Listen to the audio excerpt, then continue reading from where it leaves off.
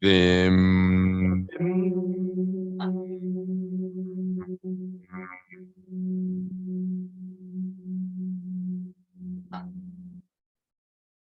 Ja.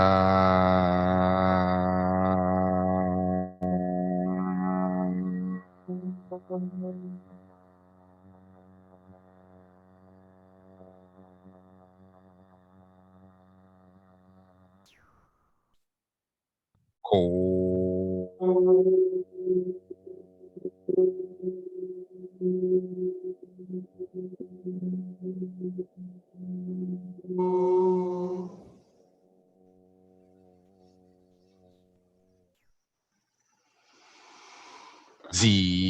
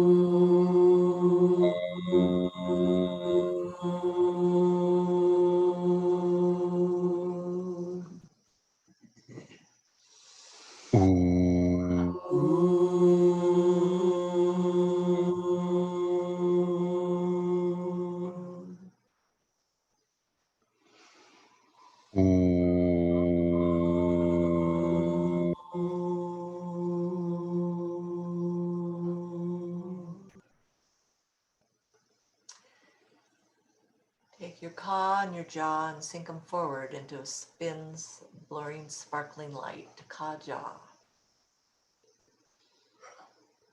Spin them backwards. Ka jaw. Horizontal clockwise.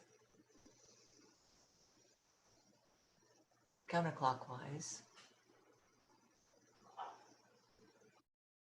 Vertical clockwise. Counterclockwise. Kaja, in perfect sync and perfect harmony. Add the Z. Z kaja, forward. Backwards. Horizontal clockwise. Counterclockwise.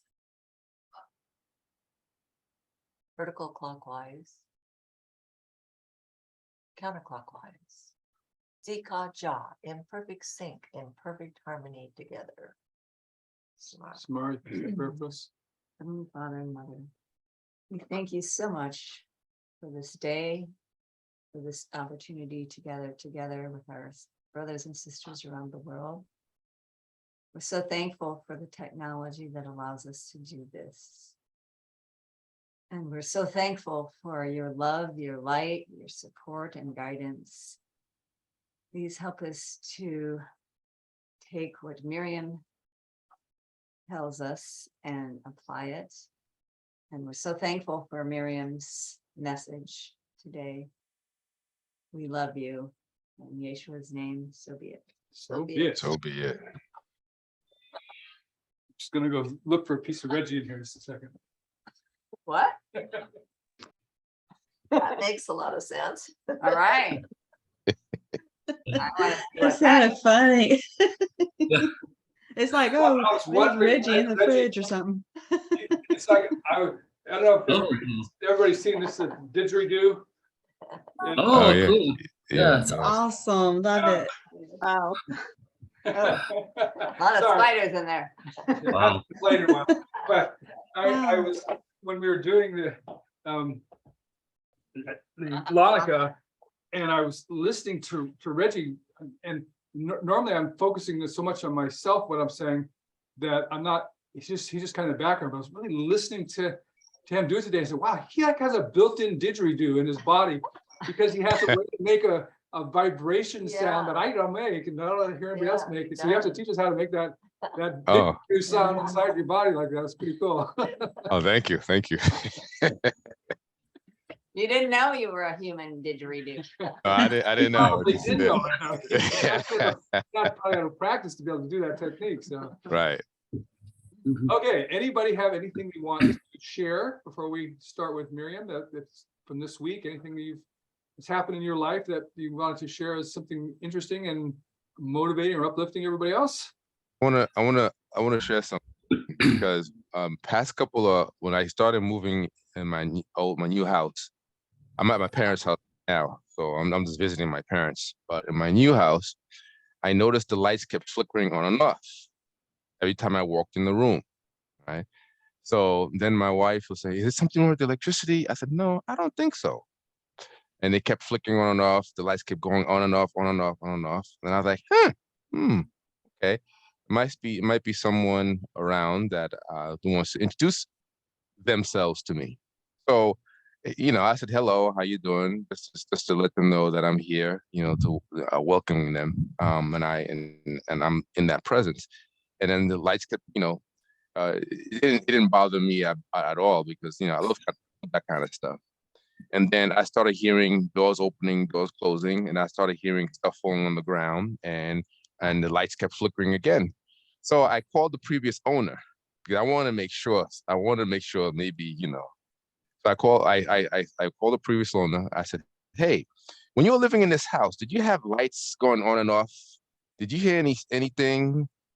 She's been in the house for 30 years. She said, "No." I was like, "Has the electricity been going on and off with the power or anything like that?" They said, "No." I said, "Oh, okay." So that kind of confirmed that, either my aura is expanding, right? And I'm walking in the room and the lights are flickering, or a combination that, we have some guests that want to make themselves known. And it's not a scary thing, but it's very interesting because I also smell rose, lavender. Oh, Yeah, I smell lavender, rose.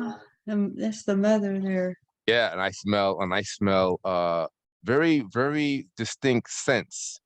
And I asked my, "Do you smell that?" She said, "No, I don't smell anything." I said, "Oh, So a lot of things have been triggered just from that. I just want to share that. Very interesting. So I'm being aware. And then the other day I saw a bunny rabbit that popped along the door, a little baby bunny rabbit. And I was doing my meditation and His mother got it. it came to the door and looked at me and hopped away. I was like, "Oh wow, bunny rabbit." And I haven't seen that bunny rabbit ever since then. So that's a lot of things been happening. So I just want to share that. That's awesome. I think Yeah. all of the above, the aura expanding and some home guests coming that want to meet you. Be right Yeah. back.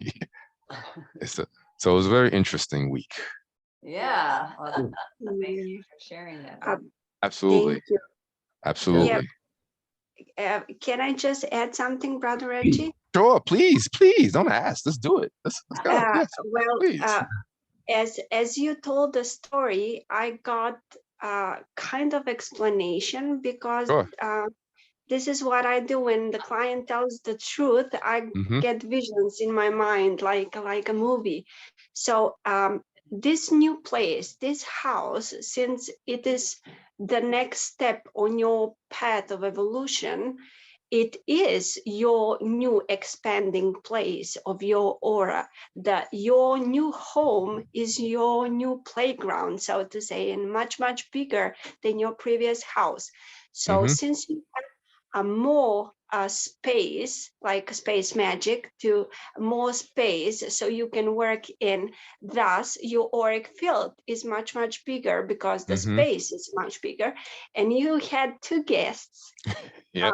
beautiful I saw them very tall in Mhm. beautiful white gown. And most of the times when some of my clients are helped by a female angel, they usually have this beautiful scent of lavender and rose they smell very nice, like females do smell. So I saw two beautiful light beings being there. They just visit to see how you are. They didn't make this noise, but I didn't saw who made this noise. It was not you, it wasn't them, but definitely the bunny came because of them. So you will get some new signs, birds chirping, and some animals, they come when the light is here. So this is what happening because of the place, and because you are in the flow of celestial light, you get to have your auric field expand in your abilities. So this is the message I got. Wow. Okay, thank you. That's pretty Look cool. at that. Thank you. Thank you. And then and you're absolutely right. It is a bigger house. So I start feeling, my aura expanding within that bigger house. So you're absolutely correct. So thank you for that, sister. Thank you both for sharing. Anybody else have anything? Yeah, I have some, I guess, here. Well, besides me, well, my allergies kind of been acting up right now this time of year. So I was outside mowing the grass, and oh, my allergies started up, and then it lasted later in the next day. I was like, I don't think this is allergies anymore. So it must have turned into a cold. So I'm getting over a cold right now. So I ended up making my own mentholated vapor solve, which is working pretty nice. That turned out real good. And You have to give us the recipe. Yeah. it's very simple. Yeah, it's basically it's olive oil, wintergreen essential oil, eucalyptus essential oil, and peppermint essential oil, and that's really all that's in it. Well, and then there's the beeswax that hardens it up. You just got to do all those in the right order and consistency there, and it turns out good. Awesome. Can you? And then Sorry, can you post Yeah. that on the MeWe site? Yeah, the actual oh yeah, sure, that would be a good idea. Yeah. Yeah. And then well, after all the years that I've been part of the group here, I've been told, it'd be a good idea to get a tri-field meter. And I did one time, went and tried to go order it. It ended up being some kind of scam. And then I ended up I decided to order one again. So I got this tri-field meter. It's the newer version. All It's right. turned out to be a real excellent thing to have. First of all, I wanted to get the analog one. Since they don't make them anymore, you have to buy them like on eBay. And I noticed people love to bid those things up. So you go like twice the amount of what you're gonna get for this second version of it, which I can say this one works really good. There's a lot of good reviews on it too. Also, a lot of people The like using it. digital readout is a lot easier to see too. Yeah, and you get the sound output too. So if you're not actually looking at the screen, you can hear the difference, you're getting. And I tried this a lot of different places. I tried it in my apartment here. I used it my sister's place. I used it at my work and at my mom's place. And my apartment here, I was a little bit worried that it might be a little high. Actually, it's pretty safe in here. I was pleasantly surprised, especially if I turn off my Wi-Fi. It's real quiet and EMFs wise everywhere in here. There's just certain things I've noticed that I kind of knew would be high EMF. Certain things that like all kinds of electronics, they're high EMF. So I've become more aware of where they're coming from, like all the devices I'm using. So I know what to stay away from more on that. And well, especially where you're sleeping, you want to make sure that's pretty zeroed out there, no EMFs. And that's all good there for where I sleep and Rowan sleeps when he's here. So I was happy with that. Yeah, and then I went to check over to my sister's place. She's gone right now, so I'm looking after her dog. So watching her dog for her. And so I decided to take this EMF, this tri-field meter over there and just see what's like at her place. And I found it's fairly good. Like, one bad thing about the apartment here is I think the wiring is not, it's kind of old and not so great. So it's got a high electromagnetic EMFs coming out of that. So I'm aware of that, which I'm not too close to anytime anyways. That's real good at her place. It's really good there. It's just like everyone else, I think it's the Wi-Fi. It's really high RF EMFs there in certain parts there, but looks like the rest of her place where she's really just, sitting and whatever else is pretty good. So I'll let her know about that when she gets back. And then I took it over to my mom's place earlier on and told her about what I got. And I tried it out, and I don't think she really quite believed it at first, because she kind of got this idea her place is perfect, and quite honestly, her place is not good, not a safe place for EMFs. It's really high RF in the whole place, and essentially has to do with the Wi-Fi router that they have. Her husband is so proud of how speedy their Wi-Fi is, and it's, what they have, it's super powerful, and it's everywhere in that place. It pegs out my meter on the RF. Wow. Pretty much everywhere. So I told her it's not good. She's like, I think she kind of believe in it a little bit, but I think she just thought everything was good there. So I don't know, hopefully she'll do something about that. I don't know if he wants to change anything, but at least I'll let him know about it. I'm So so they can glad do whatever that they you want. got the tri-field meter. That's such a Oh valuable. yeah, it's awesome. I wish I'd got it earlier. And another thing too, talking about earlier before here is I know people are into electronics, like the gaming systems. I tested out mine. I just have a PS2, which is gonna be the same for anything else. I don't use it that much. I got out of gaming a long time ago, but my son kind of likes doing that stuff, I guess. But I noticed there's very high electric EMFs that come off of those things, and it will be high RF too if it's wireless. So when you're playing those things, you should be aware that there's nothing really to protect yourself from that, because you're holding the controller. It's coming out of the controllers. So there's very high EMF coming out of the controllers when you're using those things. So this is something to be aware of, and not you overuse those things, I guess.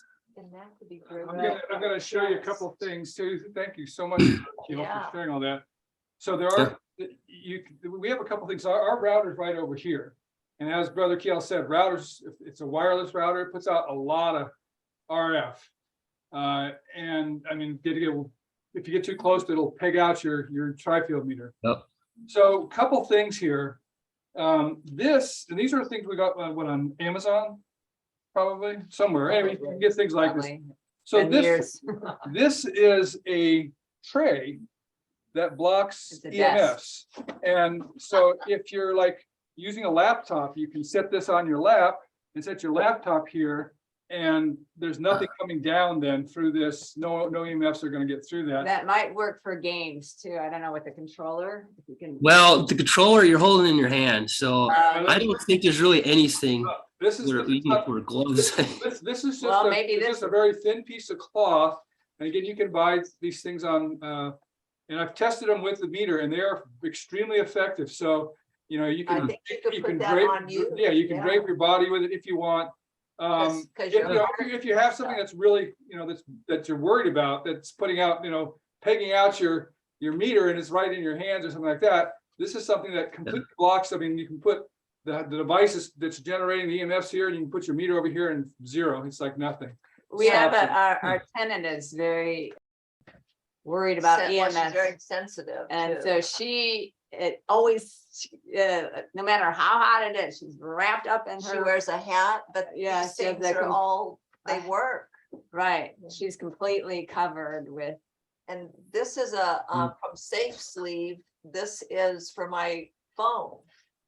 Am I showing Oh, that? yeah. And so when I carry this phone on me, this part goes against my skin and I'm not being, Yeah, it blocks all the And it- EMFs, and again, the See, meters show that yeah. it blocks but it. it doesn't affect the phone ability to Right. work any Well, longer. because Right. it, Yeah, okay, yeah. that's. No, I got something too. My mom had given me a while ago, and all of us, that she said would, it makes the phone safe to use when you have it on, but it's, there's there's this sticker here, I guess. Those tend to Well- not be, if you try with your meter, you see it doesn't do much, does it? Yeah, I don't know if it really does anything. Yeah, So- that's There's a kinda- lot of quack there's a stuff lot out of there. scam stuff out there like that, Meter should show that it's working or it's not. right? Yeah, that's what I thought. So, Yeah. Right, yeah. but that one does. These cases are really Okay. cool because you just pop your phone in and out of it. So what's the brand, so they can look up the It's brand? by Safe Sleeve, Safe Sleeve. Safe Sleeve. I've heard of that. Yeah. safesleeve.com, and they've got a lot of things. But I'll tell you, because I have to carry this on me when I'm working. Well, I don't have to. I listen to books when I'm working, so I have to. But I make sure that that part with the cover is against me, and then I feel that I'm okay. I never feel a hot spot on my body or anything.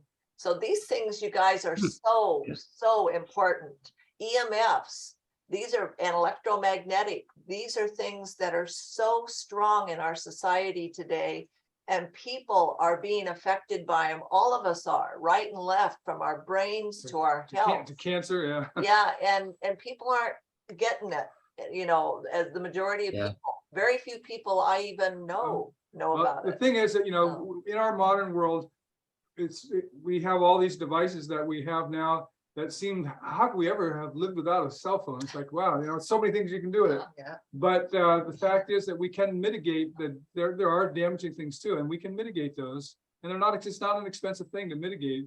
And if you live in an apartment, something to really watch out for, if you live in an apartment, is a lot of apartment buildings will put their electric meters that measure how much electricity is being used, and they'll have a whole wall of them outside on one apartment wall somewhere. And if your apartment's on the other side of that, you're getting enormous amounts of EMFs. And so you need to do something to block that wall with some of these products that can block the EMFs from coming in. Because, yeah, and when you're in an apartment, you're kind of a victim of circumstance, but you can take precautions, like you Yeah. said, with these. Yeah.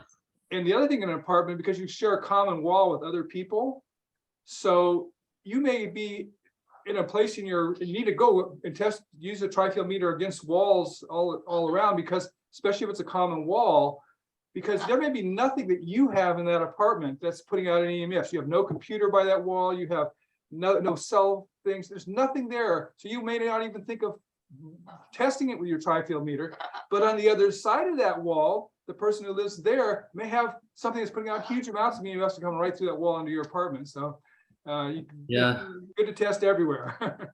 Yeah, luckily I live downstairs on the bottom, so there's no one below me. There's just one person above me, and I've tested up by the ceiling and everything, and there's really nothing too powerful that really comes through really. Cool. Good. So Here, you've got a so great, great place there for that. Yeah. Yeah, apparently it's pretty good, pretty decent. Just stay out of your mom's for too long. Or no, when you go over to your mom's, you should Drape yourself. make your outfit. That's too extreme,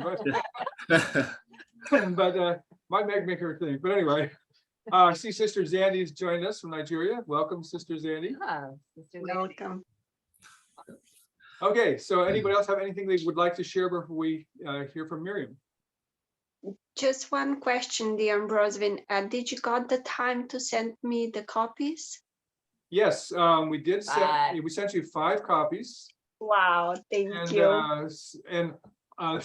Sister Dancha is working with some new members of Celestine Light there in Macedonia, and requested some copies of the oracles to give to them. So yes, we sent her 5. And it's coming directly from the publisher. Right, so it won't be coming from us, be coming directly from the publisher. And then, and I also want to give a thank you to those of you who give a little financial support to Celestine Light. It's really helpful. For instance, we just sent these 5 oracles to Sister Dacia. Each oracle weighs 3 pounds. Those physical books. So that's like 15 pounds going to Macedonia. Between the cost of books, which is the cost that we have to pay. So it's not retail cost. It's the cost that we as the author paid for the books. Plus the shipping was what, $190 or something like that? The shipping was more than the books going to Macedonia. Yeah, it was like, it was around 100 each, but it was more for. So anyway, the people who get those books, make sure they realize that getting them is not even that you may give them for free. I would actually encourage you, if they want to make a donation for the book, that would be helpful. And you can just use it there in Macedonia. Don't send it here or anything. Just keep it and use it for Celestine Light purposes there in Macedonia. Okay. But please, if it costs so much, I will order it through Amazon or No. It's gonna be it's cheaper this way because if you order through Amazon, you pay like $35-40 for a book. But if I get it from as the author's cost, it's like $10 a book. So Right. Yeah, it's $60. It's $60 in Book Depository and 30 Amazon and 30 shipping. So $60 again pro copy. yeah, so it's cheaper doing it the way we did it. Just Yeah, because you get 5 of them for that. yes, but it is, when you give them out, if people want to make a donation for that, not necessarily the full price, but anything, people As an value energy exchange. people value that which they pay for more. Yes, I already told them that if they can give me what amount they can afford, because 2 of them, they cannot afford the whole copy. This is why I ask you, but 2 of them can. And I said, okay, as much as you have, I will donate it by PayPal to the church. And they said, we want to give it to the church. So I said, thank you. I will donate it in your name and you will get the copy. So they know about all the energy exchange. Thank you so much. Excellent. And yes, and I just wanted to say that I am seeing auric colors with my open eyes. So this is quite new and interesting. I see huge amount of colors shining forth from the people. It is amazing. Pink, violet, so vivid colors. This is something I experienced this week happening. Marvelous. It's exciting. Yeah. Yeah, that's something that can get you really excited when you start seeing auras in Technicolor. Yeah. So Yes. that's it. Thank you. All right. Anybody else want to share anything before we start with Miriam? Well, first I should say, when Miriam wants to speak to him, she lets him know, and so he can prepare. And he said, she's so strident. So then we think, oh, We're okay, in I gotta prepare myself. But she explains that in the beginning, that she's not a warm and fuzzy angel. Yeah. So actually, I told Samara before. I've been speaking to Miriam for a long time, many years, and this was like the most strident that she was. She was like really just almost stern. And saying that she wanted to talk to me. And I thought, man, I'm in trouble. What do I do? And We get nervous. yeah. And anyway, so that's just a little prelude for that. So I'll let you get everything up for it, and I'll start there. Okay, this is a message from Miriam to the children of light about 2022. Salutations, dear lights of the earth. I bring you love and greetings from our heavenly parents and my beloved Yeshua, your elder brother. I come to you at their behest in my stewardship as the angel of the covenant. Please understand that I am not a warm and fuzzy angel, nor do I speak much of inspiring spiritual stories and motivations. My stewardship requires that I help the children of light more in practical ways than spiritual ways, so you can have security and prosperity in life. As you have those, you will have a greater inclination to grow your spiritual soul essence. In frankness, I am disappointed that there has been so little action taken by the children of light on my previous warnings and encouragements to prepare for the calamities coming in 2022. It is part of my stewardship to care for the children of light by giving advance notice of events to come that you may be prepared to withstand the storms. It is part of your stewardship to yourselves and your families to act upon my warnings, lest you suffer the same sad fate as those that were never warned. One of Ambrose's favorite quotes is, a person that knows how to read but does not has no advantage over the person that does not know how to read. I would modify that to say that the child of light that has been warned to prepare for future calamities but chooses not to prepare has no advantage over the Ganesh of the world that were never warned. You were informed that 2022 is the year of the demons, that they hold the number to have great numerological significance, and will increase their destructive actions many times during this year, as they believe the magical forces of the universe will favor them and amplify the effects of their efforts in 2022. In reality, their belief in the numerological significance of 2022 is not accurate. They have no special magical assistance because of the year. However, that is irrelevant, as the demons believe it is a special year, and hence they are making greater efforts of evil than they normally would. The results of their demonic actions have already been consequential, and 2022 is not over. In the last 4 months of this year, you can expect the demons of earth to greatly increase their evil actions in an attempt to squeeze the most trouble and create the greatest devastation to Alamars out of the remaining months of what they consider to be a blessed year. I do not tell you these things to engender fear, but to engender a stout, resolute intent, followed by actions, to prepare in ways that will blunt the impact of any evil in the world upon you and your family. There should be no place for fear in your heart or mind, only a firm determination that you are the master of your fate, and you, the master, will act to have the best outcome, not the worst, because of apathy and inaction. Consider the words commission and omission. They mean exactly the opposite when it comes to having a brighter future for your life rather than a dimmer one.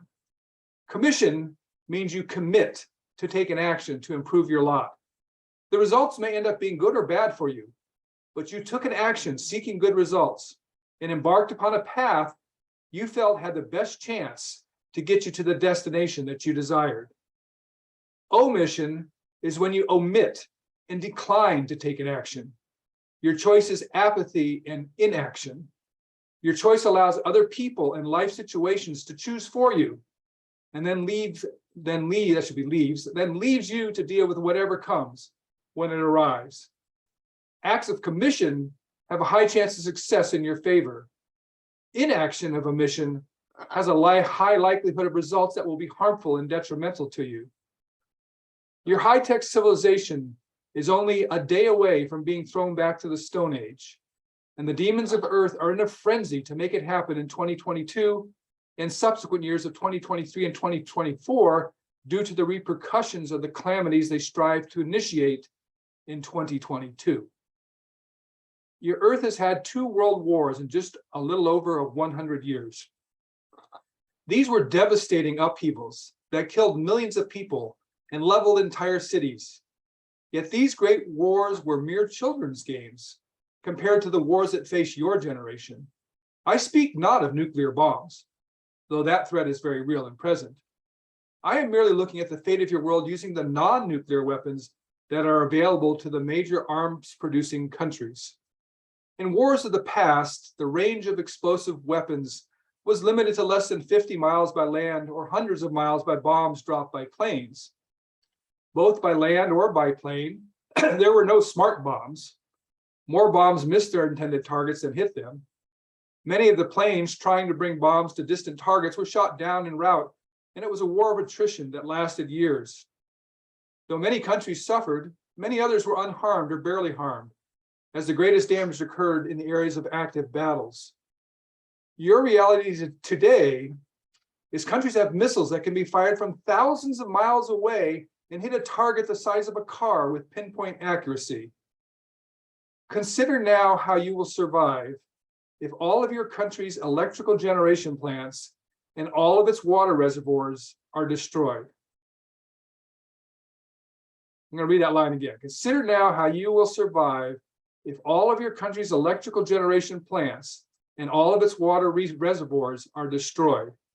If you live in a place that you are dependent upon utility companies for your water, heat, and electricity, how will you exist, let alone thrive, when there's no water coming out of your taps and no light or heat coming on when you flip the switch?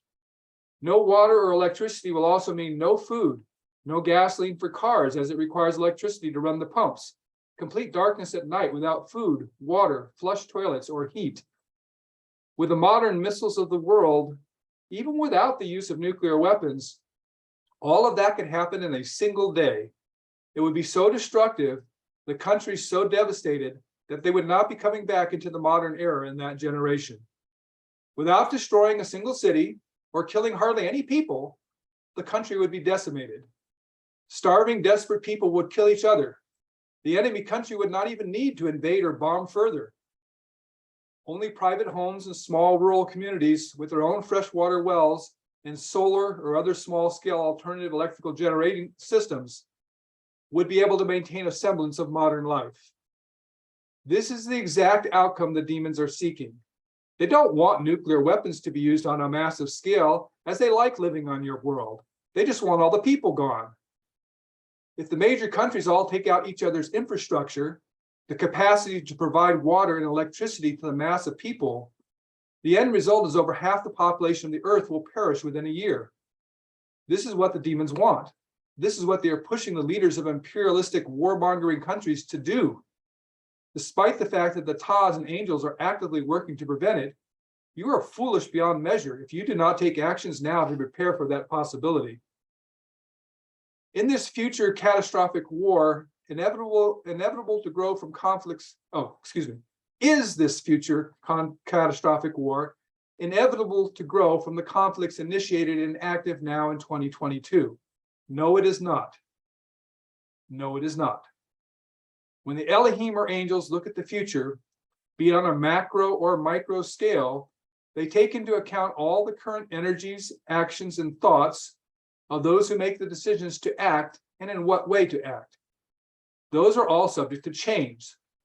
Hence, any future, no matter how likely, is not set in stone.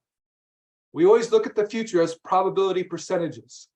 Currently, the likelihood of the infrastructure destruction I spoke about taking place in the adversarial countries during the next years is 26%.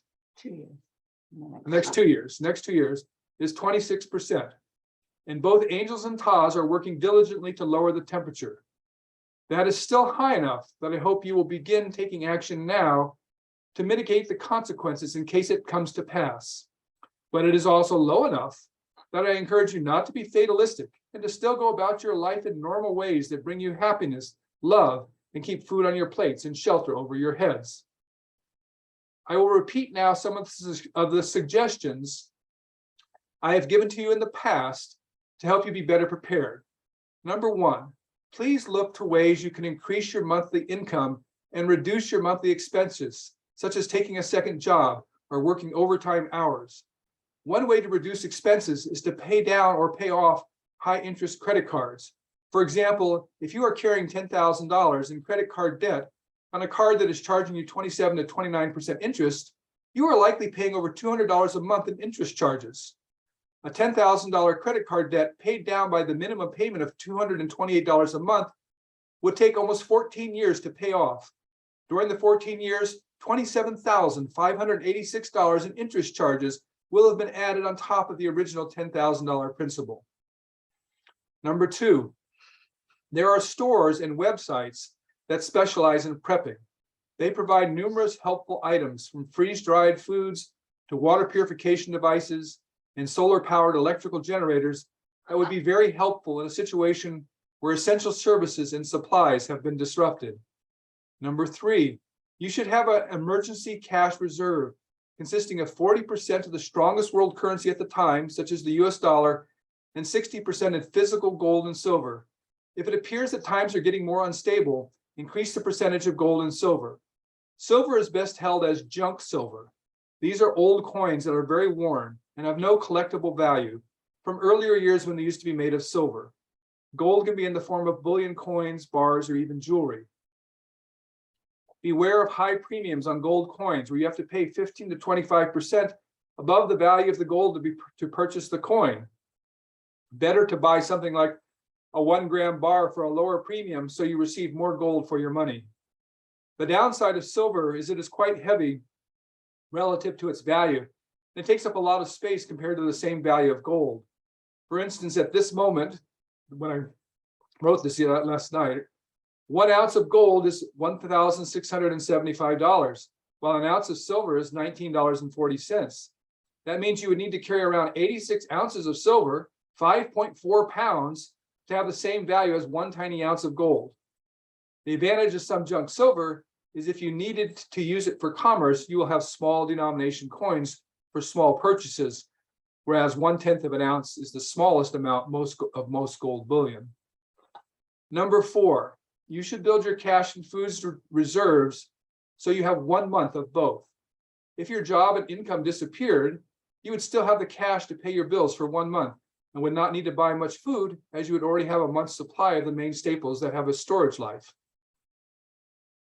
Number 5, you should always keep your car fuel tank not less than 1/2 full, so you will have at least some fuel to travel if there's no fuel at the fueling stations. Number 6, you should have 1 or more bug out bins that contain items you would need for shelter, light, food, water, and cooking for several days. Don't forget to bring rechargeable batteries and solar battery chargers for lights and limited power. This is a ready-to-go bin you would want to be able to just toss in the car if you had to leave in minutes, such as a fire. Number 7, you need to have a plan in place for providing drinkable water in sufficient quantities for your needs in the event that the utility provided water is no longer available. If you live in a rural area, this should be your own private well or natural source like a river. If you live in a city or apartment where you cannot have a well, you should look at 55-gallon food grade storage barrels to have a supply of water on hand. Number 8, you should have some type of hand pump water purifier. If water in your town goes out temporarily, or if you need to travel away from your home to escape turmoil and have no means to carry much water with you, it will be invaluable to have a means to purify water from a local stream wherever you end up. 9, where you end up is also something you should have a plan for. If you live in a rural area, staying at your home may be the best option, especially if you have water, food, and an independent source of off the grid for heat and power. If you live in a city, it's imperative that you have a rural location picked out to travel to if life in the city becomes untenable. Going to this one is very interesting. Number 9, I was reading an article yesterday in the UK paper, UK Express, and it was talking about some of Queen Elizabeth's early life and when she was still Princess Elizabeth during World War II. And it was talking about how in the UK during the war, because the city, London, was being bombed and other cities as well. And so all of the children from the cities were sent to go live with families in the rural areas, not even families that they were related to, just all the rural families who weren't being bombed because they lived in rural areas and they had food and they had water and they didn't have to worry about bombs dropping on their head. They received all these children from the city to take care of during the war. And I thought that was pretty interesting. And that she didn't get preferential treatment either. Yeah, so yeah, Queen Elizabeth was a princess at the time, actually joined the army, and she was the first royal member of the royalty to as the female to belong in the army. And she also worked as a mechanic repairing trucks. That was pretty interesting. Okay, where you end up. Okay, talk about it. Number 10. One of the items in your bug out bin should be at least 1 pound of various sprouting seeds, such as beets, alfalfa, radish, and broccoli. These can be grown into microgreen sprouts in a small container with no soil, or even more leafy microgreens in a small tray with a little soil, and will provide nutritious salads every week when no foods are available in the stores. And very quick to grow. And very quick and easy to grow. Yeah. Number 11, you should buy and have in your bug out bin books on edible wild plants. Number 12, you should have some means to defend yourself and your family. In the worst case, if the water and electricity infrastructure are taken out, starving people will become desperate to the point of being willing to take your life if it means helping them to live. Ideally, you'll be able to avoid such situations, but you need to have a plan now on how you will deal with it if such a situation comes upon you. If you're very close to Elohim and your guardian angel, that may be all you need for protection. If you are not close enough to have 100% confidence in divine intervention on your behalf or in your own magical abilities, you need to be prepared to take matters into your own hands in more conventional ways. Though the thought may be unpleasant and even repulsive to you now, you should have the means and knowledge to use deadly force if necessary. Remember, Elohim permits you to use deadly force if that is what is necessary to save your life or the life of your family. In such situations as civil turmoil, often just the threat of deadly force, such as showing you have a weapon, is sufficient for marauders to decide to go look for easier prey. If you have or plan on obtaining a gun, please take gun safety training classes so your weapon is not a greater threat to you and your family than to the potential marauders. 13, you need to have a plan and means prepared for shelter in the event you need to leave your current home. It may be something as simple as a cabin tent, or something more elaborate as a small yurt. If you live in areas with old mines, you may be fortunate enough to find a stable old mine tunnel. In other areas, particularly those with limestone, you may locate a nice cave. The advantages to such natural retreats is high, as they are very secure and easily defended, and they tend to hover around 55 degrees Fahrenheit, even if it is freezing cold or boiling hot outside. If you locate a place such as that, which is also near a river with fish, you have truly found a gem, even more so if you can obtain gold from the riverbed. As none of the catastrophes I warned of have yet occurred outside of on a limited scale in a few places like Ukraine, I strongly encourage you to take this time to improve your financial situation so you are better prepared for more challenging times if they arrive. A, begin by selling all the items you are storing and not using and likely to not be using in the near future. Go room to room in your house and you'll be surprised how many items you'll come up with to sell. Do not procrastinate. Please do this. Do something to increase your income. Work more hours at your current job, take a second job, or start a new venture that promises quick returns, not profits that only begin after a year or two. 15, lastly, I will speak again of the tremendous value of a Celestine Light community.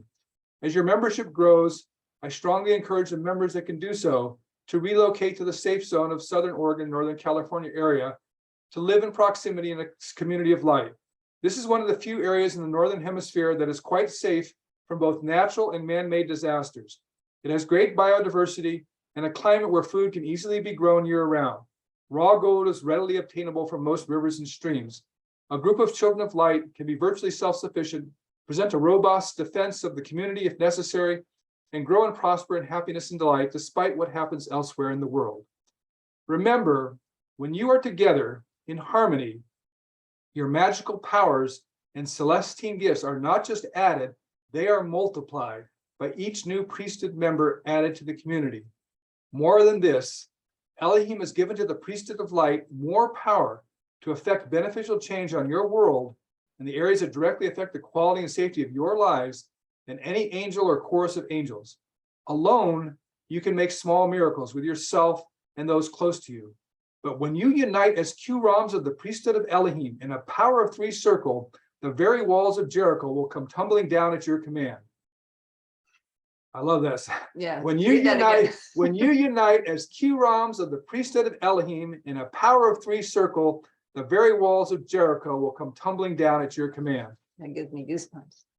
Your earth is in a trepidatious, precarious time.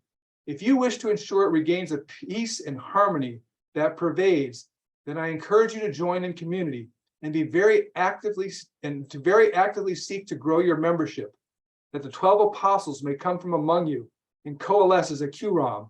And from your expanding membership, the priesthood will grow. And from that, there will be another Q-Ram and then another. I tell you this in great seriousness. The power of three Q-Rams united in vision and purpose in a circle of power is a force that can create world-encompassing miracles, even as the words of command leave their lips. It is one of the important reasons the Celestine light was returned to earth at this time, during your generation. So Q-Rams of the priesthood could once again be the force of power upon the earth to ensure the greatest opportunity for all the children of Elohim to rise to their potential. In the protective arms of the Q-Rams of the power of three, your world will still be here as a jewel for countless generations to come, and the demons can be subdued into insignificance.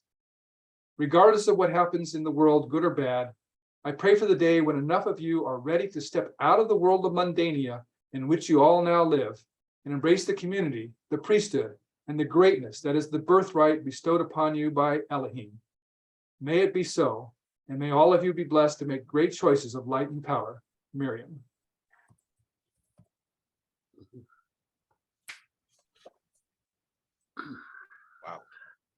Yeah, that was good. Yeah. I felt It genders a lot of feelings inside of different types, doesn't it? Yeah. Yeah. So I don't know, there's much else to say. She's pretty much said everything. But we do have, But yeah, we do have one other thing to share with you. As she concluded on the importance of community. And I know, we're all over the world.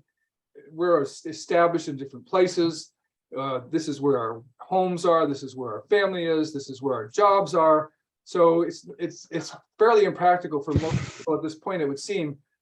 When we think about how will we ever get together to have a community together in Southern Oregon, Northern California. even though it's right here, we have But everything.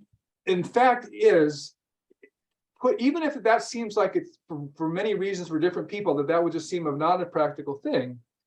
The fact is that if we put that energy out, things begin to happen that we wouldn't have expected to happen and make the whole process occur. And part of that process is our membership has to grow. We need more members. We're great here, a great, wonderful group of us, and we all grow and expand from being associated with each other.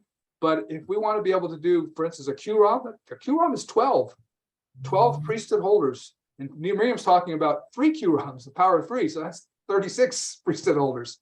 So that's just a base foundation. So as our membership grows, our community gets closer and closer. And so we just did a little thing we wanted to ask everyone to do. Let's see. Is every day we all get up and we say our prayers and we look at our day and we do the Lanaka, the contemplative movements. This is just a little thing to add into your daily prayers when you talk with Elohim. And it's in the form of a rhyme. So again, whenever you put things in a rhyme, it adds power to what you're saying and asking. In the name of Elohim, I do ask that the Celestine light community soon come to pass, a shining light of abundance and harmony for all to see. In the name of Yeshua, so let it be. Easy enough to memorize. It takes a few seconds to say, but just saying that, everyone's saying that once a day, even if it's not something that you personally think that you're going to ever be part of, maybe you say, I'm never moving out to Oregon. That's not going to happen. Everything I have is here where I live. So, and that's great. But you're still, as a child of light, it's still something you would like to see happen. Hey, even if you think you will never move out to the community, if we have a community out here and you've helped it to come to pass in whatever way, even if you live thousands of miles away, if things get bad in the world, you'll know that this refuge is here waiting for you. It's still here for you. And so that's important. So anyway, in the name of Elohim, I do ask that the Celestine light community soon come to pass, a shining light of abundance and harmony for all to see. in the name of Yeshua. So let it be. So let it be. So we'll just add that. I'll put that on MeWe as well so that everybody can see that. Anybody have questions or comments about Miriam's letter? Well, brother and brother, we should also do our Shana on a regular basis. Add to that. Absolutely. I think that's important that we still do that. Yeah. And we should. Absolutely. And we recite this prayer in the Shanar. Right. We recite this prayer and it's exactly. Yeah. Well, let's make sure the 3 of us stick around for the Shanar, the 6 of us for Shanar, excuse me. Yeah. But we can all say it I'll together say right 3. now. Yeah, well, everybody, if you want to go on mute, we can all say this together as a group because we are the group right now. And so regardless of where you are, regardless of whether you think you would ever want to live in a community of Celestine light, you would hopefully want to see that community created. And so this is drawing in that energy to make that happen. So if everybody is ready, we'll start this. And let's do it 3 times like we would normally do. Right, sure. In the name of Elohim, let's say we do ask. Okay, so we put we there. In the name of Elohim, we do ask that the Celestine light community soon come to pass, a shining light of abundance and harmony for all to see. In the name of Yeshua, so let it be. In the name of Elohim, we do ask that the Celestine Light community soon come to pass. A shining light of abundance and harmony for all to see. In the name of Yeshua, so let it be.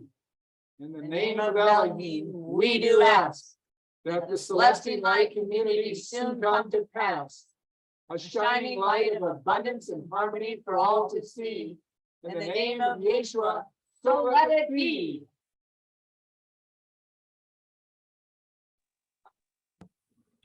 So let it be. This is great. Thank you, everyone, for being Yeah. part of it. Does anybody want to make any other Thank you. comments about our interesting Or topic questions? today? Well, she sounds very annoyed with us. All right. I feel like that's more often the case than not. Well, can you imagine how hard it must be for those beautiful beings of light that are helping us and trying to guide us, and to watch us constantly stumbling and making the same mistakes? We're not doing what they Yeah, and Just do what I told you. here they tell, I told them to do that. Why are they doing that? And that could be quite a hard thing to have to put up But with. we know that Miriam's short-tempered anyway, so. But I think that the problem is that when you tell, like I tell a lot of people, I've given out some of the oracles and stuff, but more people think this is a cult than not. And that is the biggest issue. Like, it doesn't matter who I talk to how I tell them it helps me, they view it as a cult. And I'm like, a cult would be constantly asking you for money, would constantly be asking. I'm like, they ask you for nothing, just come to the meeting. But you have a lot of small-minded people with so many religions and people Right. believing what they want to believe. They really view this as a cult. I mean, it doesn't change how I feel about it. And, but it's hard. And I wish that the Elohim and the angels could help more people be more open-minded to the Celestine Light, because a lot of people are not. Well, that's what this prayer is for, opening people's hearts and minds. And but if you look at the definition of a cult, actually every religion falls in that category. So Yeah, that's what I tell everybody, but That's true. yeah, they don't seem to get it, It's something new, and that's what they're a little bit worried about. It's something new that no one knows about. Like, it could be something bad that they're not showing, and it's like, I have a bit different approach. Okay, I'm not muted. I have a bit different approach. The last week I added 4 new members, all female. One of them is my sister, which asked for the 4th copy of she liked to buy the Celestine Light, and I said, okay, if you feel that you have come to this point, it's good. You can have it. This is my approach. I laughed about the Miriam at the beginning. Last week I just posted almost the same post in my school of applied spirituality. I'm not all warm and fuzzy kind of teacher. I am very, very strict. Almost the same words I used to explain all the people to understand how I teach Reiki and how I teach spirituality. I won't pat you on the shoulder. And this is also my approach.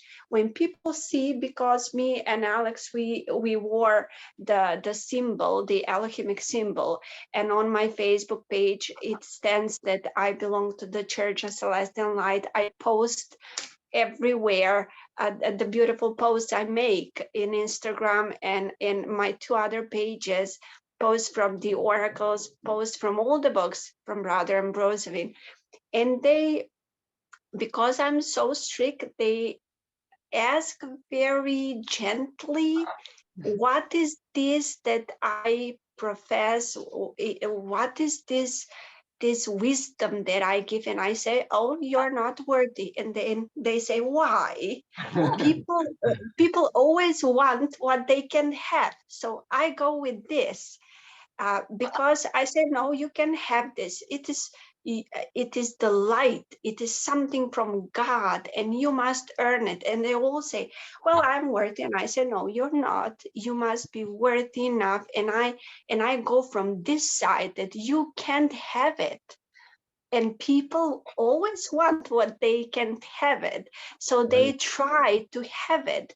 They try to be more like me. They try to have what I have. And even it starts from a little bit jealousy, but they evolve during this path of having what I have, and they see the light. And this is how I pick the most potential, the people with most potential to become children of light.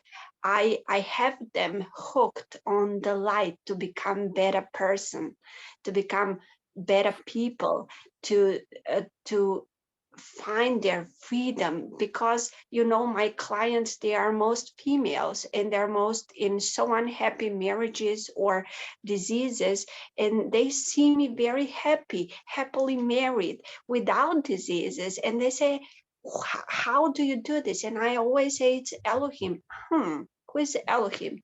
Oh, you are not ready for this. Why? And so I make them better people, better person, and then I bring them Elohim so smoothly and very gentle, like the parents they are.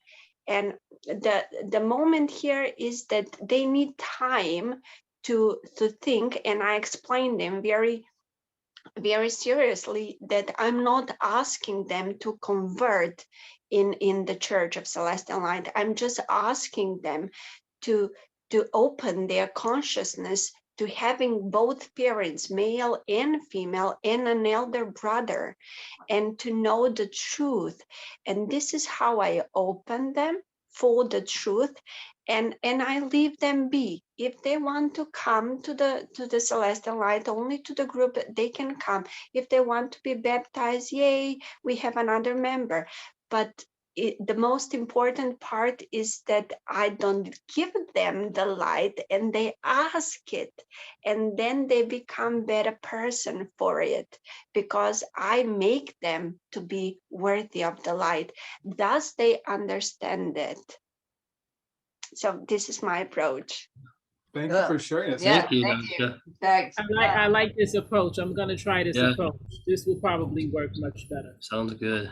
Yeah, it is true. It's just to think about, if you, when you were in romantic relationships in high school, and if you had a boy or girl that you liked, but they kind of didn't like you, or they weren't giving you any attention, or that just made you want to like them even more and give their attention and stuff. So that's a good approach for sure. Well, and Yes. whenever you try pushing somebody towards something, Pushes them away instead of. it does the opposite. It pushes them away. So if you take it away and make them want to come towards it, then that's, yeah. All right, who's familiar with Dale Carnegie? Anybody familiar with Dale Carnegie? Well, Dale Carnegie was a famous motivational speaker, and he had a quote that was so true. He says, "A person convinced against their will is a disbeliever still." And so often when we know the Celestine Light, and we know the wonderful truths and help us in our lives that are in the oracles. And so it's exciting. We want to share it with people. We want to tell them, but it's like we're trying to convince them, like with Sister Erica, said that people, they just don't want to listen. They think you're just called, because they're not in that space yet. But as Sister Gotcha was saying, if you give them a little and let them come to you, it's a whole different than when you're trying to convince them. So like Dale Carnegie, person convinced against their will. I mean, this is not really what I hear. You keep telling me this, but I'm just not interested. They're being convinced against their will. There's a disbeliever still. So Sister Dachi, your approach is great, because you're not trying to convince anybody against their will, and just the opposite. They have to ask you to have more information. So they're the one out doing the asking, instead of you being the person trying to tell them something. Well, and Yeah, that's, exactly. that, So go ahead. no, go ahead. Go ahead. I'm sorry. Well, Ladies first. I was just gonna say, when I used to be actively building my cleaning business and I'd have advertising out and people would call me and they'd find out how much I charged. Oh, that sounds too much. So immediately, because I never like, I won't work for somebody that thinks I charge too much, because then it's a problem always. So anyhow, I immediately start telling them, well, that's okay. I understand that. There's people out there that will do it cheaper. I said, but you know that there's the most important question you're going to want to ask them. And I'm just literally, I was doing this to help them. I wasn't trying any psychology on them. I said, ask them, do they like to clean? Or ask them, why are they cleaning? And see what their answer is. And if somewhere in there they don't talk about how much they really like to clean, I said, you're not going to want to pass them by. You're not going to want them. And you know what? As soon as I start talking that way, the next thing out of their mouth, well, now wait a minute. You know, I think I would like to have you actually come out and I'd like to meet you, you know, and I always got the job. And it took me a couple of times to realize what was happening, but it's so true. You take it away. Yeah, I was Oh, trying. but I want it. I was trying to tell them they didn't deserve me, I guess, or something. I don't know. It's because of my job, my work with people, I do kind of positive manipulate them to become better persons without them knowing that I'm doing. So they can guess that they are doing on their own, because people don't like to being told what to do. So this is kind of me being a bit of mentalist. So I don't, yeah, use is not a good word, because I know their problem and I just give them myself as an example. I say, do you see me being hurt, or do you see me being ill? Do you see me without money? Do you see me without clients? No. So guess who is giving all this to me? Who? Tell me. It's Elohim. Who is Elohim? And I started explaining, but I say, oh, your time's up. Next time. You say, oh. Yeah, you're in a great, unique position to do what you do, and I think out of all of us, we don't have that same Setting. right. And so trying to take something away for somebody from that isn't actively working with us, like you are working with lots of all of your clients. Well, when I was a kid, still living at home, especially as a teenager, I was always amazed how good my dad was at doing his technique, that there would be something that he would want me to do, or that we thought that we should do, but he wouldn't go out and say, Jess, go do this, you know. He would get the conversation going so that I would have the idea that, hey, this would be a good thing for us to do. And it was actually what he wanted me to do anyway, but it seemed like it was my idea instead of his idea. I still don't know how he used to do that, but it worked every time. Yeah, this is a bit what I do, but all in all, I have never had client that didn't got well or didn't got divorced from an unhappy marriage and then find their soulmate. So I always had happy endings, and this is why I never had any commercial set or center. And me being in the Celestine light this last year, since I and Brother Reggie and Brother Kyle, I became high priestess and evangelist, and they became high priests. Somehow I evolved in faith. I never doubted Elohim, but somehow, if there could be more faith, I got it. And I see myself as the bringer of the Celestine light in Macedonia. So it's a huge responsibility, and I must do it. I'm, as what Brother Reggie said, a light warrior. So I fight for the light. You're the redheaded female Yochina. Yeah. Now Reggie has something. Brother Reggie, you had Okay. something you were gonna share too? Yeah, I was gonna say that, Sister Dancha is in a very unique position because she's able to do that. First of all, she's a fiery female, right? Red hair, so it's easier for her, for that energy to attract the attraction that she has for individuals in her area. For me, it's a totally different situation, right? Oh, the reason why I say that is that, in New York, I know, Sister Erica will agree with me. In New York, there's a lot of charlatan religion, a lot, right? A lot, and I find myself in combat with them sometimes, but I had to realize I can't do that, and the way that I've approached things is this. I'm in a lot of situations. I work as a IT security engineer. I'm also a kung fu instructor, right, master instructor. I'm also a coach, a life coach. So I'm in a lot of I see a lot of different people, um, and what I tend to do is I always put you know secrets from the Celestine light into the conversations that I speak to individuals. Certain passages, certain techniques, things like that, and I bring those techniques in all aspects. I bring those techniques, especially in my classes that I teach, right? And if I see any individuals who are interested even more, then like Sister Dancha does, I give them a piece, see how they react, and then I take it back. They say, "Oh, so how do you do that, Sifu? I said, well, it's all about understanding the energy that you're in. It's about understanding what you have. You have the Lanaka. What's the Lanaka? Oh, the Lanaka. Well, I can't talk about that right now. We'll talk about it next week. So something like that. I give them tidbits of that, and it seems to work.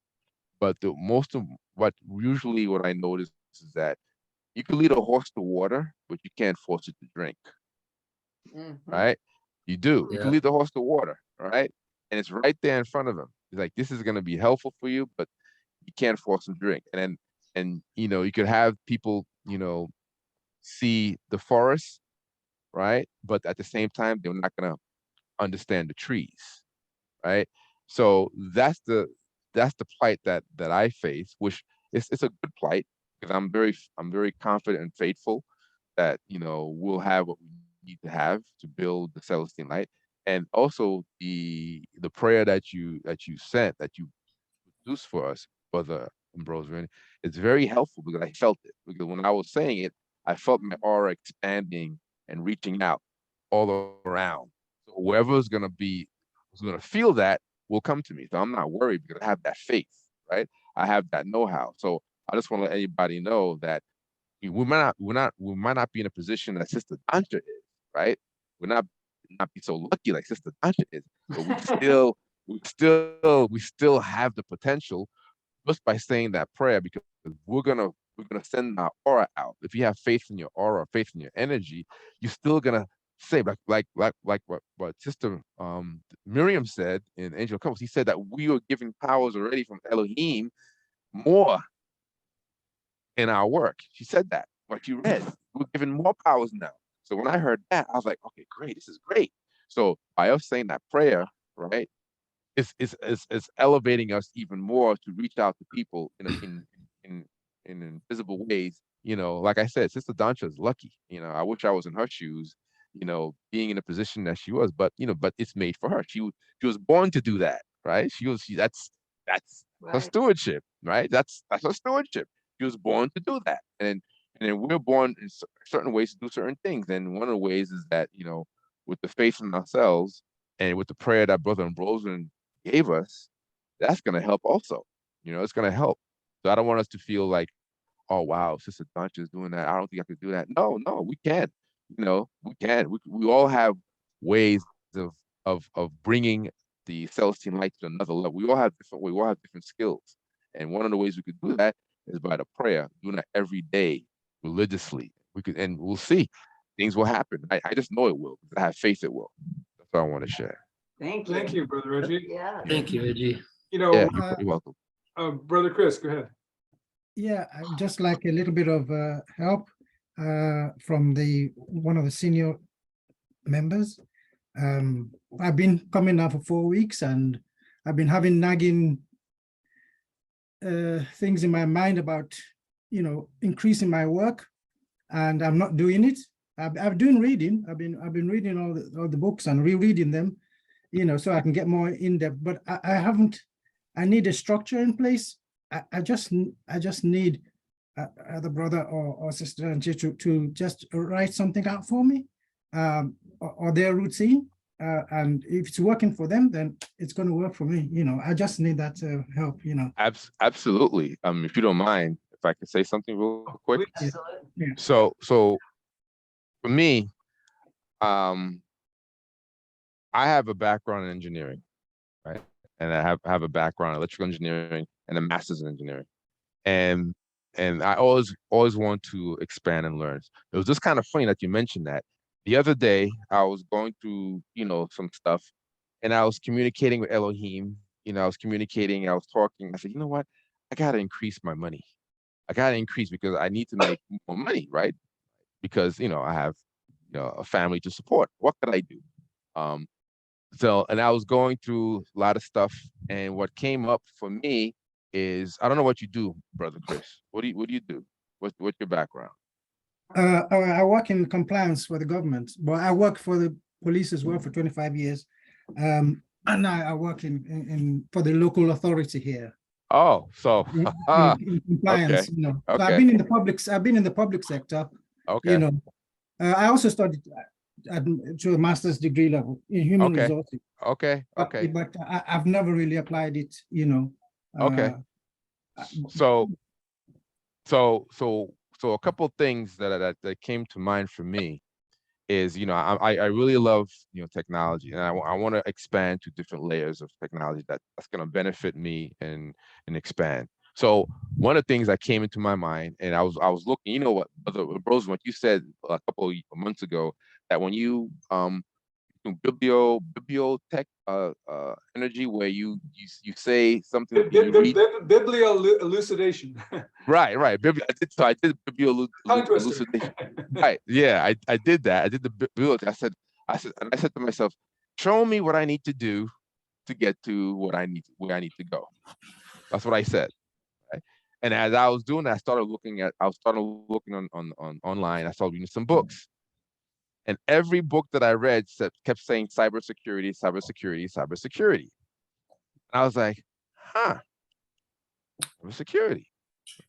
And then I started looking into it. And then one of my colleagues, popped up on my feed, and his title was cybersecurity manager.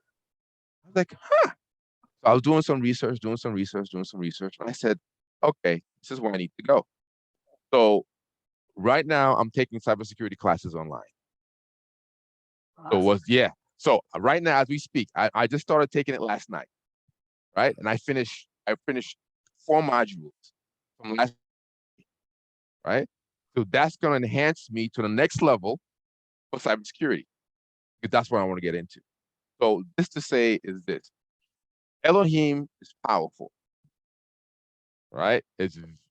They are very powerful, because I was at a point where I was saying to myself, I need something, show me what I need to do, right? And they were giving me, my guardian angels, Elohim, were giving me signs. Biblio, I forgot the name again. Biblio Elucidation.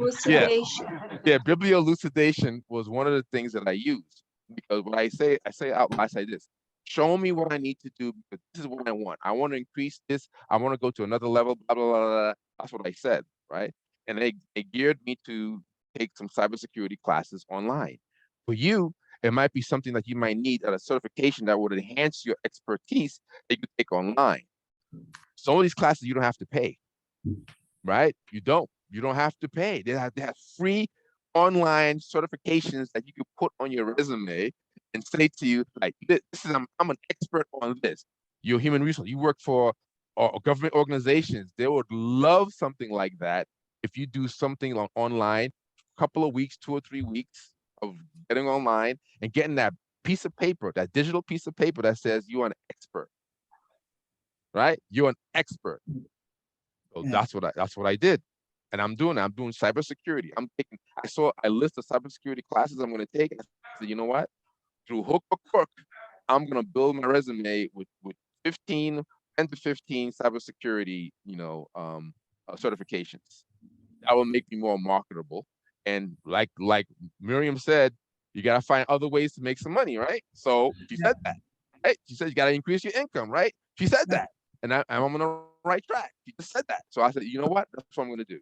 Plus, I'm going to do the other things that she said, get things reserved. I'm going to do that too. So there's your answer. That's Thank what you I very want much. you to do. Okay? Yeah, thank you very much. Yeah, it's Sister Miriam's speech is what's really brought it to the fore. Yep. I can't just come and be lackadaisical about how I really have to. But I wanted a structure in place, for what Yep. I do in the morning, what I do in the afternoon, what I do in the Yep. evening, and stuff, So so that I have it there on the wall. yeah. So and do it's that. something I can Have apply it there on my. the wall. With me, right? With me, what I started to do, I look at the modules, and the modules that I'm taking, like 4 or 5 minutes. I got 4 or 5 minutes to spare throughout the day. Why not? Right? Before last night, before I went to sleep, I did 3 modules, like 3 minutes each. Yeah. I already finished that particular. That's just an example. There's always time, and there's always angels that you could use to create more time. Angel Cronus, right?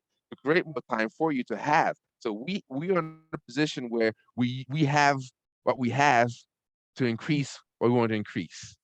Well, So I work mostly from home, so I'm thinking to myself, I could actually do 2 jobs from home because, my job is not that,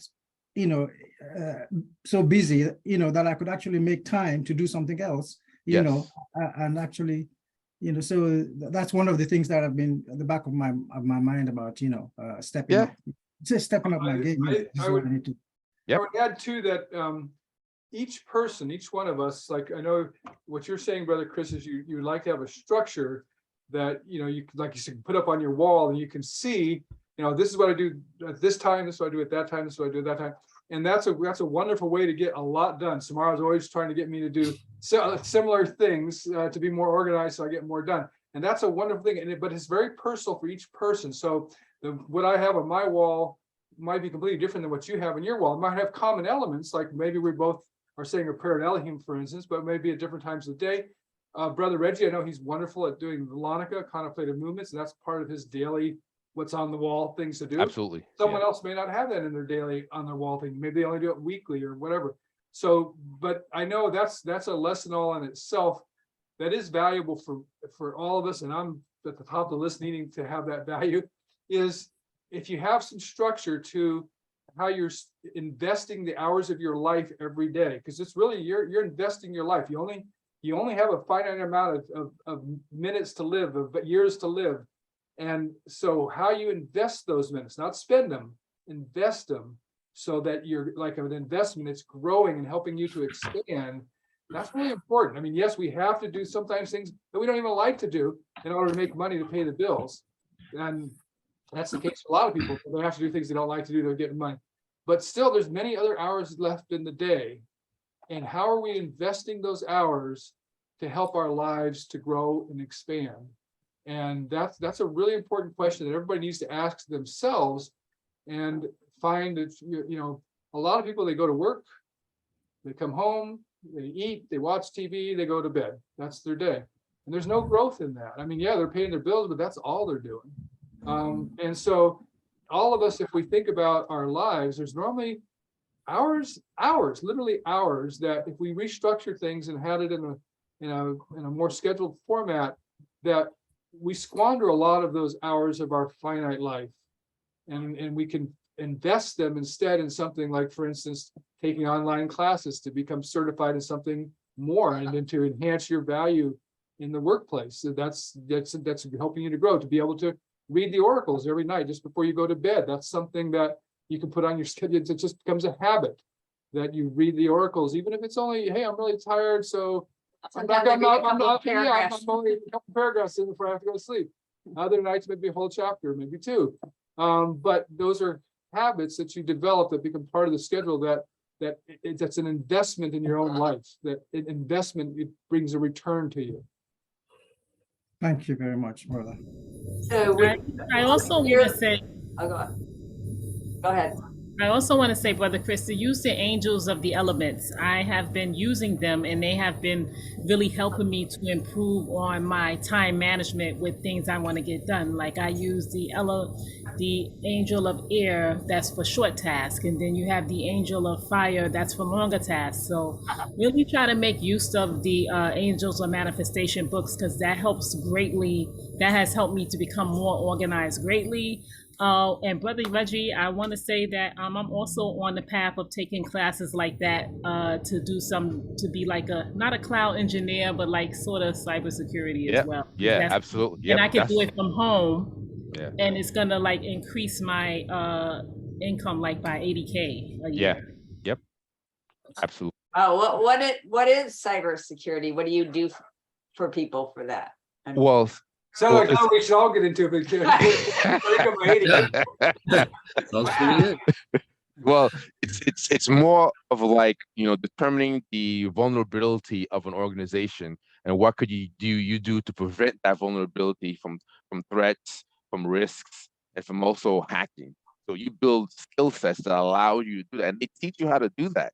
You don't have to be an engineer. You don't have to be a computer science. It teach you from the ground up how to do that. And then right now, there's 1.8 million jobs available that are not filled for cybersecurity. So when I saw that, I was like, okay, this is gonna be me. So that's plus I love technology. So I love it. I love it in terms of what I could do to help organizations be safe, against malicious attacks from hackers, from ransomwares and things of that matter. So they show you how to do that. Awesome. So you would approach companies or businesses. Correct. And offer your services for them, and maybe you could post on where anybody else who might be interested in that course could go to get absolutely. Yeah, absolutely. Yeah, absolutely. I'm interested. Absolutely. I'll do that. Absolutely. All right. Thank Any other questions, comments, brothers, sisters? Well, I would just like to also to offer help for Brother Chris, adding to what Brother and your dear brother Ambrosevin told him. Well, my day is not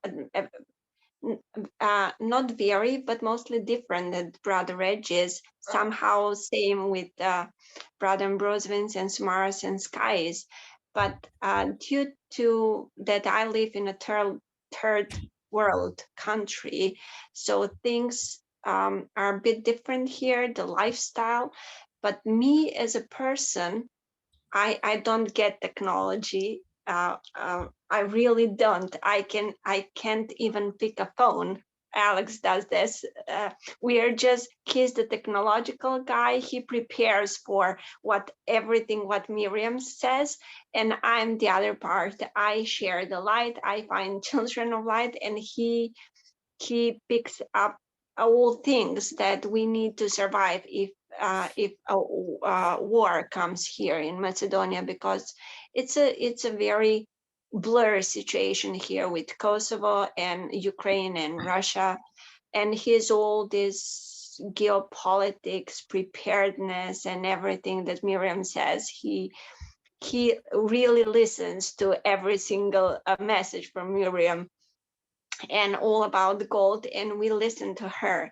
But my life, my day, this 9 years, the moment for me, the important part was that the moment I found my stewardship, this changed everything. The moment it came to me from both of my guardian angels that I was meant to heal people, then I heard Elohim said, okay, Danche, you had very tough life. I had very tough childhood.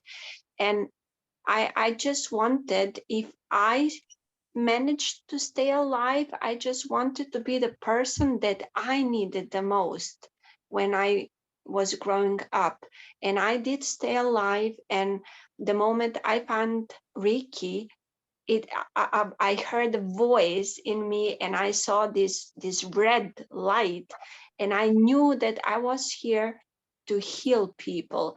And since 9 years, I do nothing else. I've tried to work several jobs, but Elohim just says, now you sit and shine your light. You have earned it.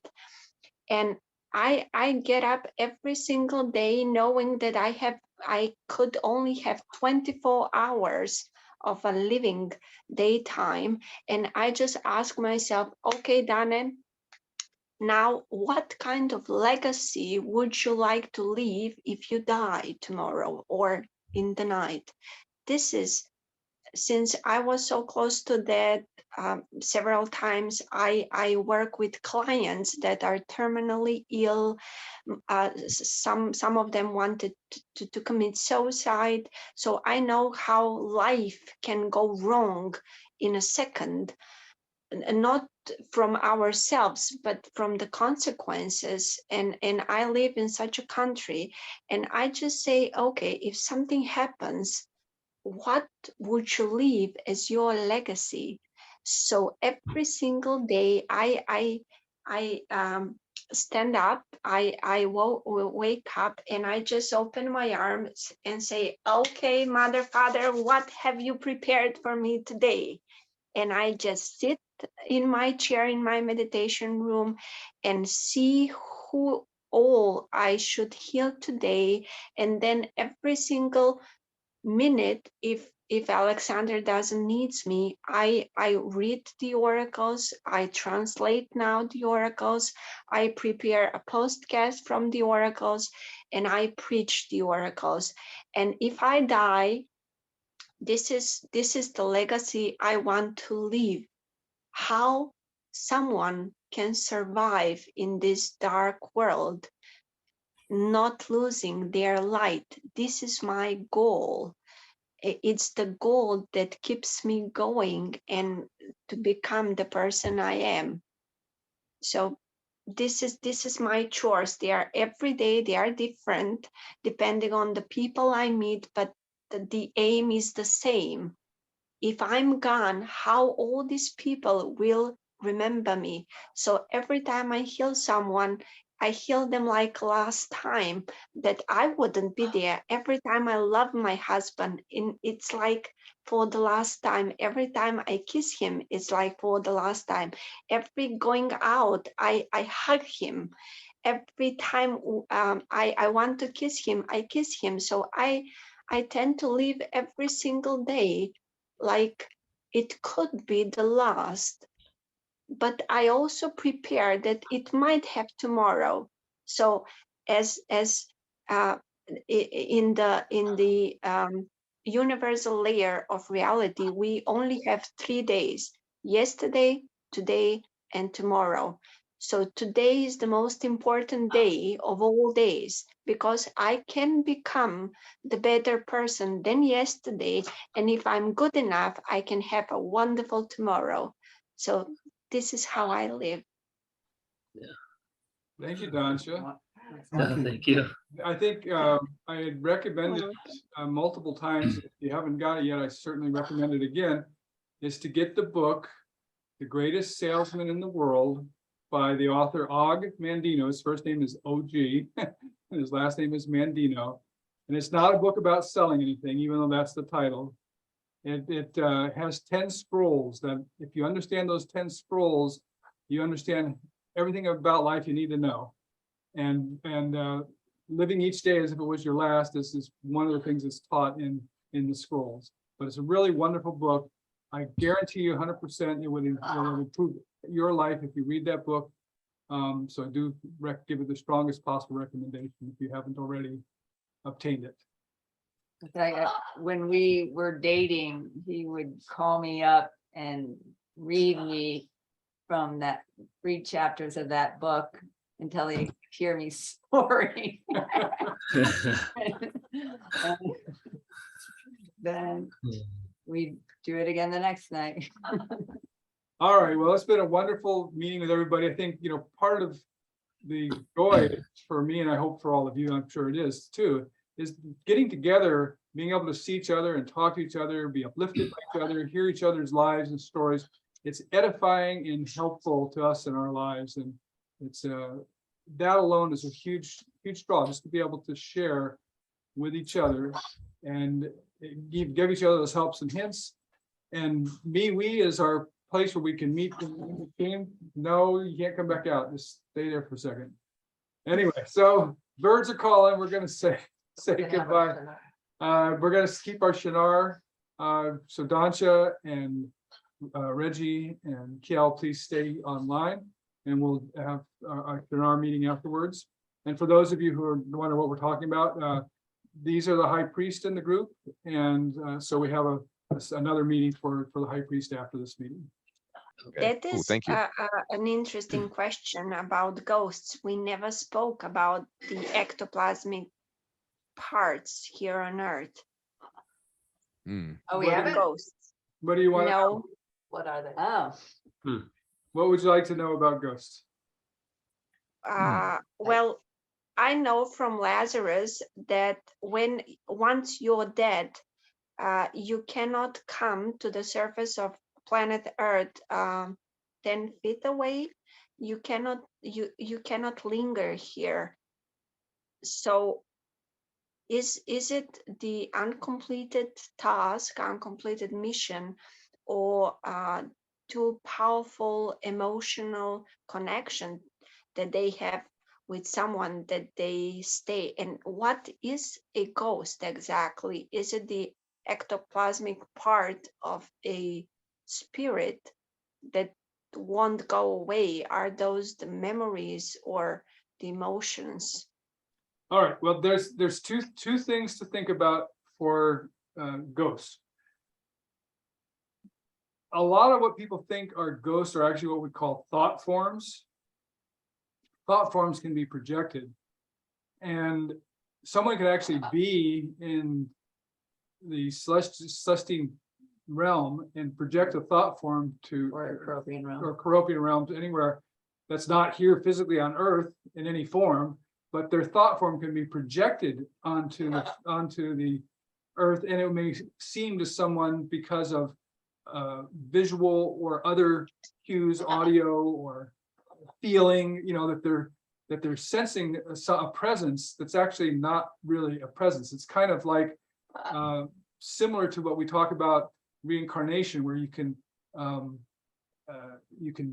someone else's memories that seem so real that they seem like they're yours, but they're really not yours, or someone else's that you took on to be able to remember that particular message or meaning from that life incident that person had. But it's the same thing with the thought form. Now, I'm not saying that all ghosts are thought forms. Please don't confuse me here. But I'm saying that a lot of what people think of our ghosts are actually the actions of thought forms that are being projected from far, far away from where they are. But there are actually That are connected to emotion. That is what gives it the power. right.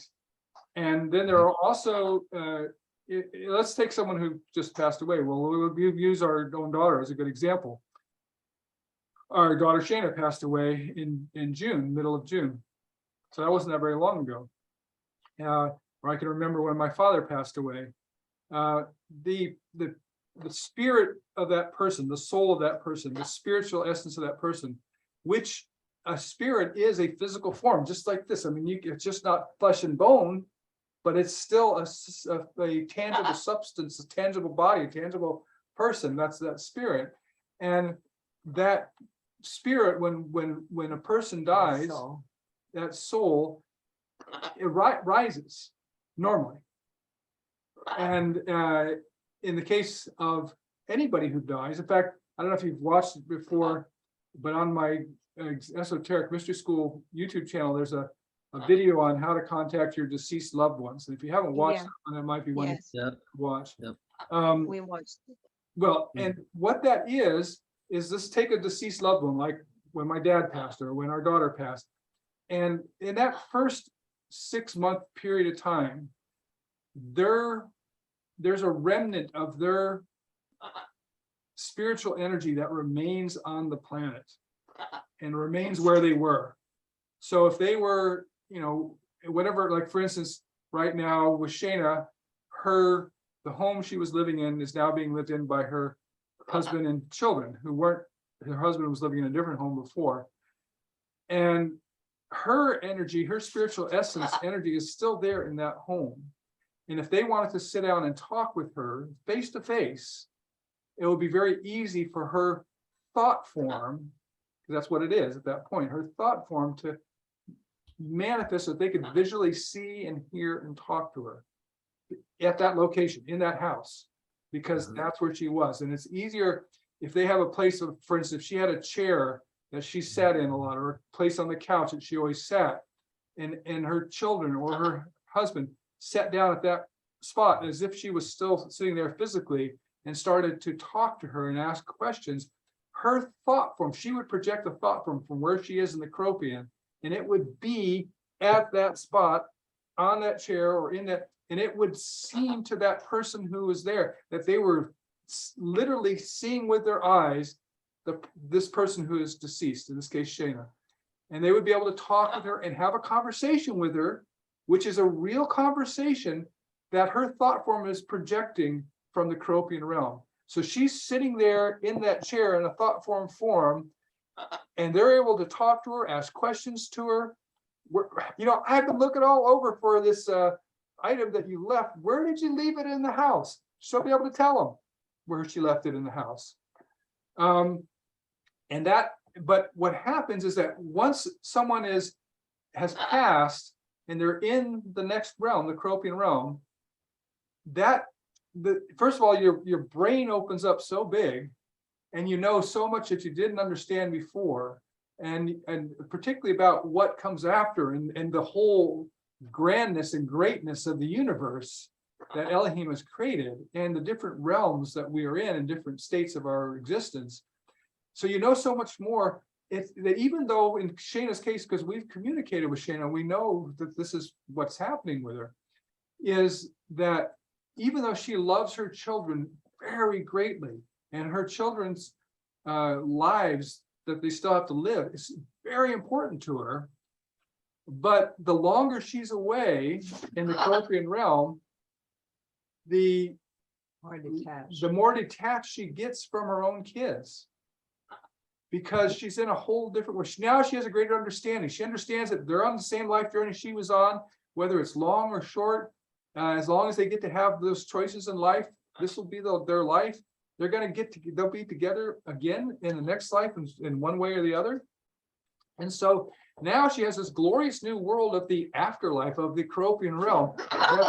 That's amazing and fulfilling and wonderful. And so as she's embracing that world, she's becoming more distant from this world. And that's why that ability to make that connection with someone who's passed fades. And after 6 months, it becomes much more difficult.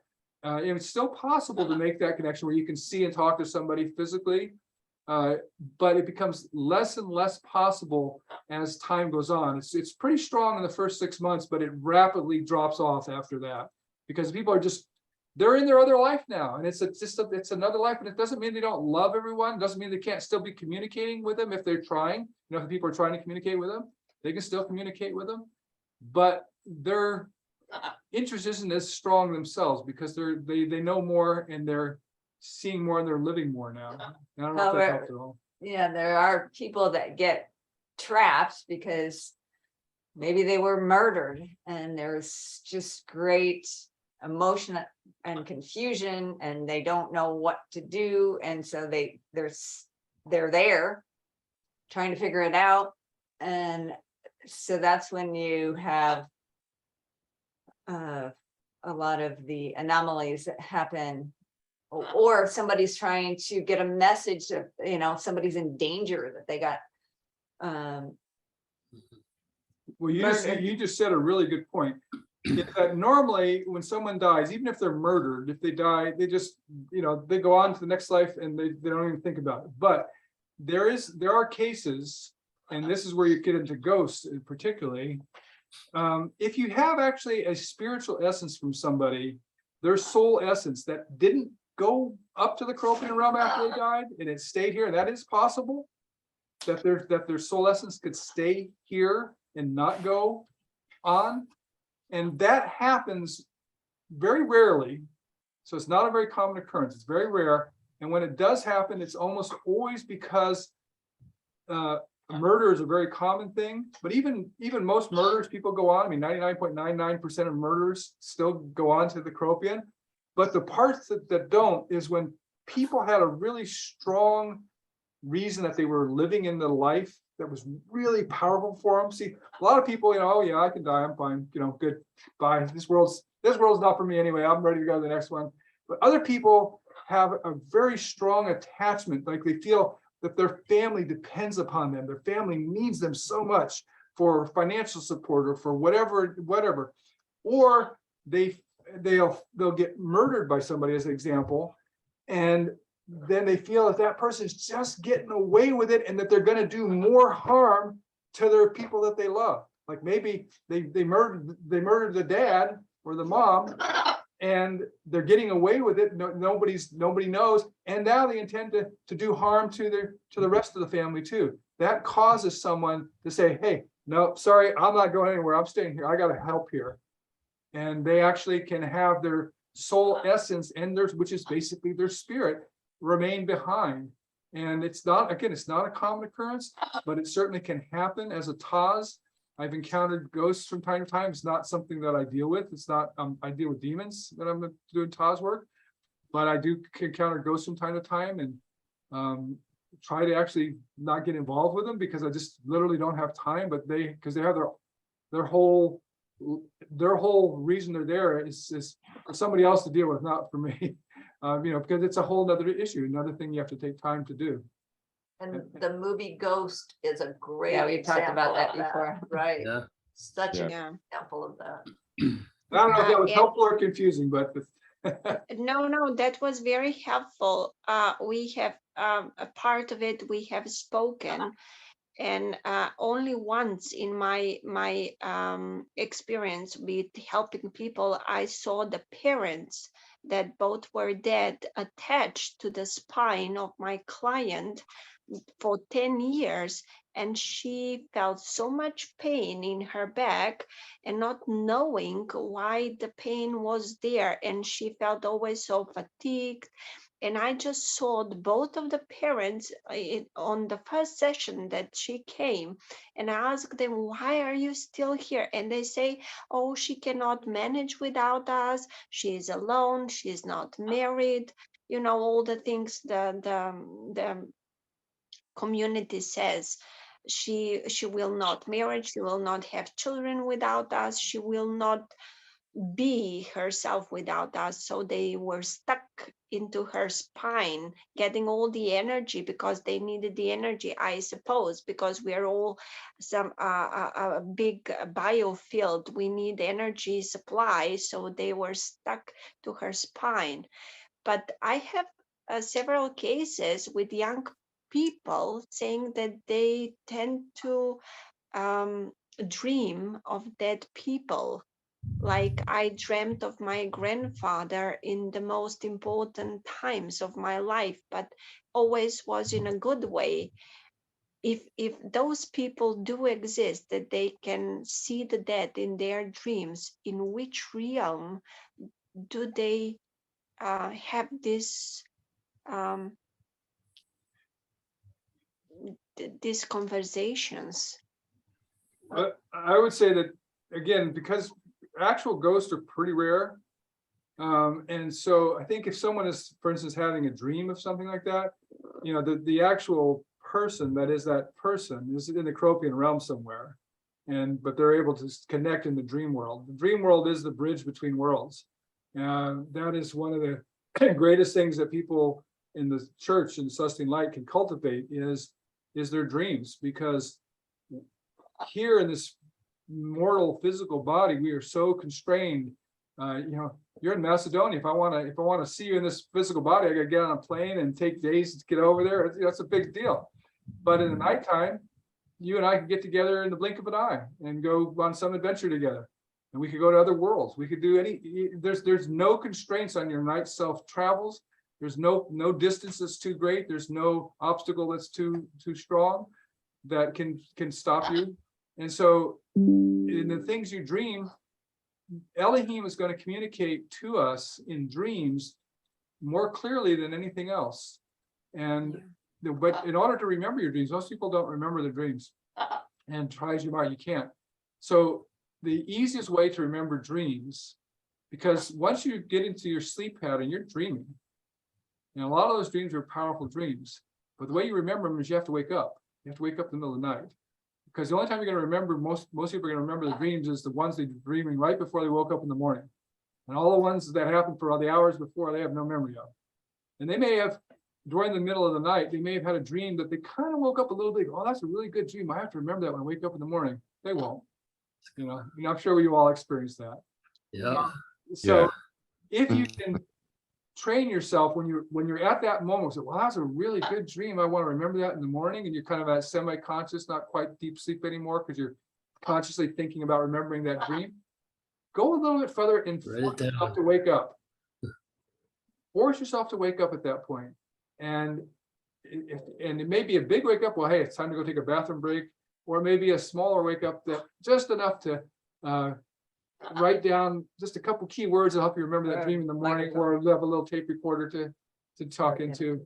But it is important. If you don't wake up, you're only going to remember the dreams right before you woke up in the morning. Otherwise, even the ones you think were so strong and so great in the middle of the night, they're going to be gone in the morning unless you woke up to do something to remember them. I'd like to go back to the comment about the parents staying around. My thought is that the girl was actually creating that. She may not have consciously had been creating that, but it would be very, very unusual for two people in the next realm 10 years later to be that connected, because they've gone on. And so it would make sense that she is creating that. She took, I understand she took care of them for, I don't know, for 15 years. While she never got married, and she just took care of them. And maybe your explanation is, I'm sure it's more valid, because she was so used to taking care of them, she didn't let them go. Right. Yeah, well, I mean, they were gone. They weren't there anymore, but she kept some of their energy, and she stored it in her spine. Yeah. And that energy, because it was in her body, it was pervading her. Because that was, it's just like when people are in a bad marriage, and you think, why are they not getting divorced? Why are they still staying in that marriage? It's so bad, because that's even though it may be bad, it's their comfort zone. It's what they're used to. And it's more in their mind, it's more effort to get out of that comfort zone and to get divorced than it is to just stay there and just deal with the stuff you have to deal with all the time in the marriage. And it's the same thing with people who may have had not necessarily good or bad relationships, maybe with her parents. She might have had a great relationship with them, she might have had a bad relationship. That's not even relevant. What's relevant is that was what she was used to. That was her comfort zone. So when her parents are gone, all of a sudden, I'm supposed to take care of them. They're not here now. So, but that was what she was used to. So she stored that energy inside her, because that gave her comfort, that she still had them with her. She was still somehow taking care of them. Because they were still with her. And so, that's the more likely explanation of that than that. Yes, thank you. That explains a lot for many of my clients. It's amazing how can one person be so attached to another person, because she took care of them for 15 years and she didn't got married because of them. No, she had any children. So when they were gone, she was all alone. Right, and that's a void that was not acceptable to her. She couldn't deal with that void, so she made sure that she took as much of their energy as she could and stored it in her. And what is that energy? That energy is the memories, the habits, all the things, the relationships you have them, that's all stored inside her. And so it's as if they're still there in many ways, because she's still living in that same pattern, that same rut that she was in when they were alive.